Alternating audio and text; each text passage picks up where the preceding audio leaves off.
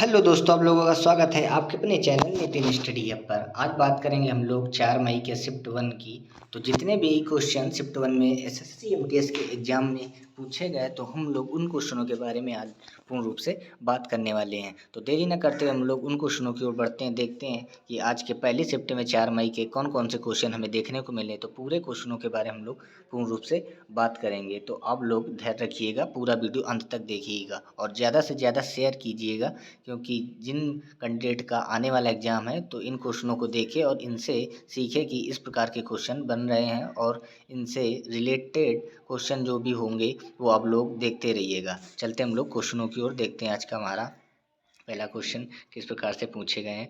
तो आज का हमारा पहला क्वेश्चन है, द्वैध शासन कब लागू किया गया। ये पहला क्वेश्चन पूछा गया था, तो इसका राइट आंसर होगा 1919 भारत शासन अधिनियम के तहत द्वैध शासन लागू किया था। तो राइट आंसर होगा 1919। उसके बाद जो दूसरा क्वेश्चन पूछा गया, जल को शुद्ध करने के लिए क्या प्रयोग किया जाता है। तो जल को शुद्ध करने के लिए क्लोरीन, यानी आप लोगों को शायद इसका आंसर पता होगा, तो जल को शुद्ध करने के लिए क्लोरीन का प्रयोग किया जाता है। इसके बाद पूछा गया था, प्रधानमंत्री ग्रामोदय योजना कब लागू हुई। तो इसका राइट आंसर होगा सन 2000 में प्रधानमंत्री ग्रामोदय योजना लागू की गई थी।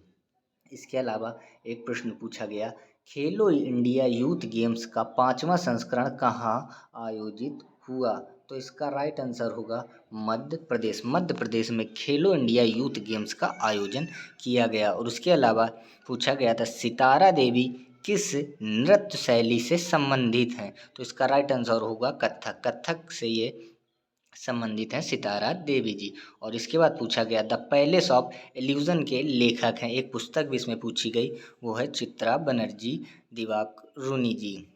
इसके अलावा एक और प्रश्न पूछा गया था कि 2011 की जनगणना के अनुसार कुल नगरीय जनसंख्या का प्रतिशत बताएं। तो नगरीय जनसंख्या का प्रतिशत जो है वो है 31.16 है प्रतिशत, इसका राइट आंसर।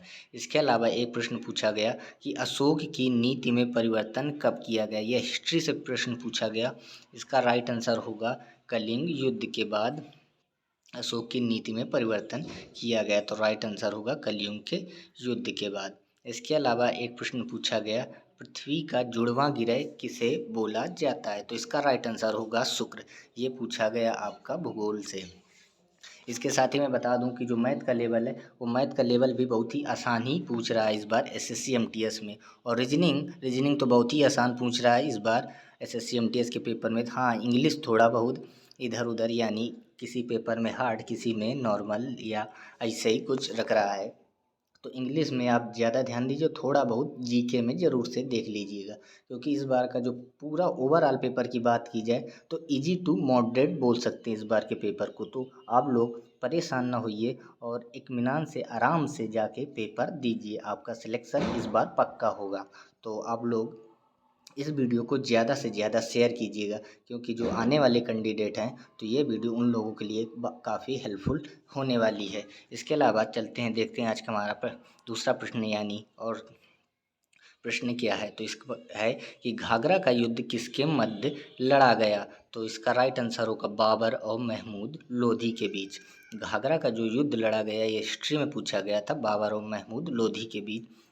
और ये कब लड़ा गया, तो ये लड़ा गया था 1529 में। 1529 में ये युद्ध लड़ा गया था। कौन सा? घाघरा का युद्ध लड़ा गया था 1529 में। इसके अलावा एक प्रश्न और पूछा था। प्रश्न तो बहुत थे, मगर इतने ही प्रश्न मुझे प्रोवाइड हो पाए हैं, तो उसके लिए मैं क्षमा चाहता हूँ। ज़्यादा प्रश्न मैं नहीं प्रोवाइड करवा सका। जितने भी प्रश्न मुझे मिले उतने प्रश्न मैं आप लोगों तक पहुँचा रहा हूँ। स्वामी विवेकानंद जी के आध्यात्मिक गुरु कौन थे। तो ये थे रामकृष्ण परमहंस।